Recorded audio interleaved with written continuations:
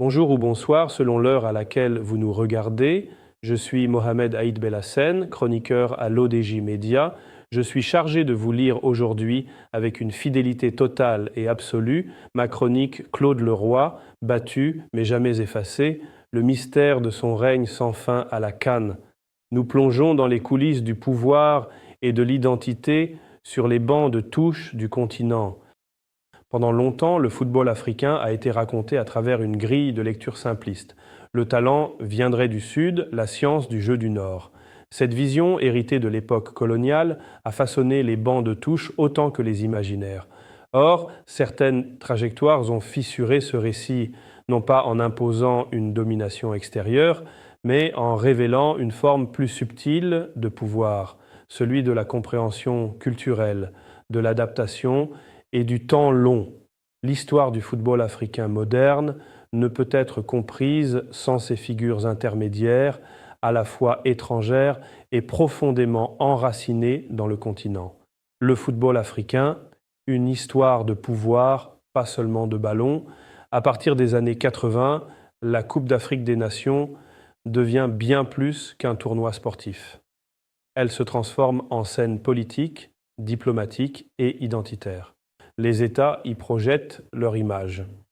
Les peuples y cherchent reconnaissance et fierté, et le football devient un langage commun dans des sociétés fragmentées. Dans ce contexte, l'entraîneur n'est plus seulement un technicien, il est médiateur, psychologue, parfois même diplomate officieux. Réussir en Afrique ne dépend pas uniquement d'un schéma tactique, mais de la capacité à lire les codes sociaux, les croyances, les hiérarchies invisibles. Ceux qui ont marqué durablement le football africain depuis les bancs de touche ont compris une règle simple. L'autorité ne s'impose pas, elle se négocie. Là où certains ont échoué en reproduisant mécaniquement des méthodes européennes, d'autres ont accepté de se laisser transformer par le terrain africain lui-même. Humilité, immersion, proximité avec les joueurs et les populations, ces qualités ont souvent pesé plus lourd que les diplômes ou les réputations importées. Le football africain a aussi été un formidable accélérateur de trajectoires humaines. Il a permis à des talents longtemps invisibles de franchir les frontières symboliques et géographiques. Dans ce rôle, certains entraîneurs ont agi comme des passeurs entre deux mondes, repérer, convaincre, rassurer, ouvrir des portes. Ce travail de l'ombre a contribué à inscrire l'Afrique dans la mondialisation du football professionnel, bien avant que les centres de formation et les réseaux d'agents ne s'institutionnalisent. Mais réduire cette période à une simple ère des entraîneurs étrangers serait une erreur historique. Elle correspond surtout à une phase d'apprentissage collectif. Les fédérations africaines se structuraient, les compétitions gagnaient en visibilité, les États comprenaient l'enjeu stratégique du sport.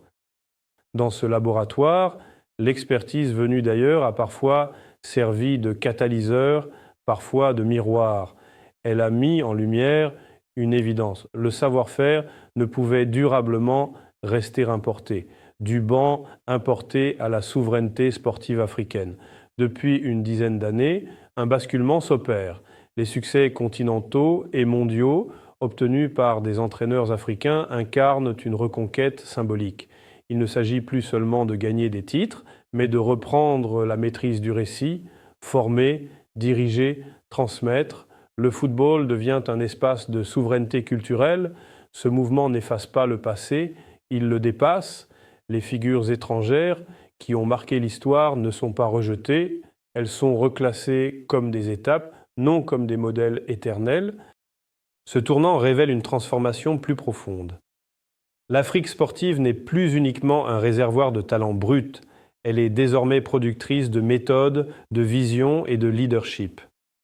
Le banc de touche, autrefois symbole de dépendance, devient un lieu d'affirmation. Cette évolution rejoint une dynamique géopolitique plus large, celle d'un continent qui cherche à parler en son nom, dans ses propres termes, sans rompre avec le monde. Relire cette histoire aujourd'hui, c'est comprendre que le football a servi de terrain d'expérimentation pour des rapports de pouvoir plus vastes. Qui décide, qui transmet, Qui raconte la victoire?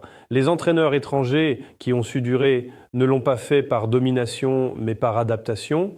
Et paradoxalement, c'est en acceptant de ne pas être indispensables qu'ils ont laissé une empreinte durable.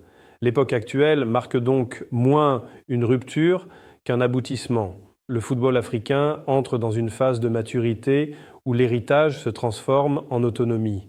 Les bancs de touche racontent désormais une histoire plus équilibrée, celle d'un continent qui a appris, observé, intégré, puis pris le relais. Je vous remercie d'avoir prêté l'oreille à cette réflexion. En tant qu'hôte de l'ODJ Média aujourd'hui, j'ai tenu à vous restituer chaque mot de ma chronique avec une fidélité absolue pour que l'idée originale vous parvienne dans toute son intégrité. C'est cet engagement entre authenticité du texte et passion du partage qui définit notre mission. Je vous donne rendez-vous très bientôt pour une prochaine chronique où nous explorerons ensemble de nouveaux horizons. D'ici là, cultivez votre curiosité et restez connectés sur l'ODJ Média. À très vite.